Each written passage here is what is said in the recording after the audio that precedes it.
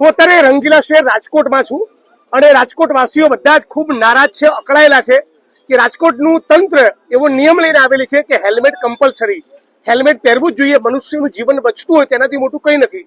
પણ જે સરકાર હેલ્મેટનો કાયદો લાવી રહી છે એને ખરેખર રાજકોટવાસીઓના, ગુજરાતની જનતાના જીવન બચે એમાં રસ છે?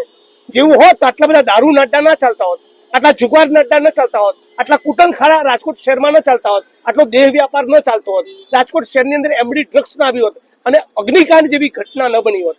આ સરકારને મનુષ્યના જીવન બચાવવામાં રસ હોત તો ડીસાની ફેક્ટરીમાં આગ ન લાગી હોત અને હમણાં વડોદરા શહેરમાં બ્રિજ કોલેપ્સ થવાના કારણે, બ્રિજ તૂટવાના કારણે 20 થી વધારે નાગરિકોનું જીવન હુમાયા ન થયું હોત.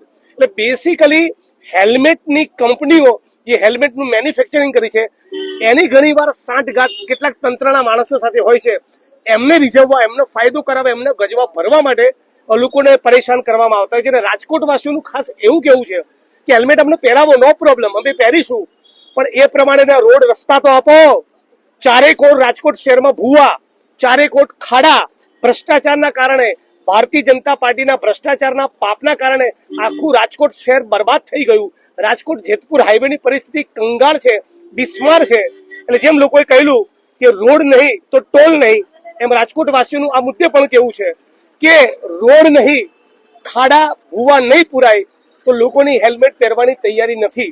એટલે રાજકોટના તંત્રે અને સરકારે ગંભીરતાપૂર્વક વિચાર કરવો જોઈએ. બીજી એક બહુ મહત્વની વસ્તુ ખાસ કહેવા માંગુ છું કે આપણા હર્ષ સંઘવીભાઈ ગૃહમંત્રીએ હમણાં રાજકોટ શહેરમાં અગાઉથી મેચ ફિક્સિંગ વાળો અગાઉથી અરજદારોને કહી રાખ્યું કે આવા સવાલ પૂછવાના, એવો કન્વિનિયન્ટ સગવડો ધર્મ જેને કહેવાય એવો એક લોક દરબાર રાખ્યો. આવનારા દિવસોમાં હું લોક દરબાર રાખીશ અને નકલી નહીં, એ અસલી લોક દરબાર હશે. ત્યારે ખબર પડે કે રાજકોટ શહેરમાં કેવા ધંધા ચાલી રહ્યા છે અને રાજકોટ ભારતીય જનતા પાર્ટી એ કેવું શાસન ચલાવી રહ્યું છે.